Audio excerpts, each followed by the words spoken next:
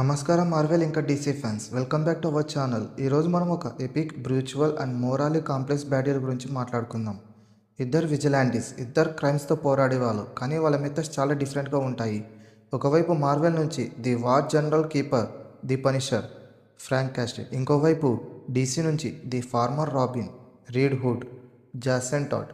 ఈ ఇద్దరు కలిస్తే అది ఒక ఘోరమైన బ్యాటిల్ ఫీల్డ్గా మారుతుంది. వీళ్ళిద్దరు బ్యాటిల్ జరిగితే ఎవరు గెలుస్తారు, ఎవరి ఐడియాలజీ నిలబడుతుంది? కామిక్స్లో వాళ్ళ ఆర్జిన్స్, పవర్స్, అబిలిటీస్ ఇంకా మైండ్ బ్లోయింగ్ ఫీట్స్తో డీటెయిల్గా చూద్దాం. Let's get into the dark Alice.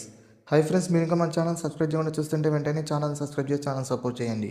For more updates follow me on Instagram and Telegram, links డిస్క్రిప్షన్లో ఇస్తాను. సో లెట్స్ స్టార్ట్ అవర్ వీడియోలోకి వస్తే ఫస్ట్ మనం వీళ్ళ ఆర్జిన్స్ గురించి చూద్దాం.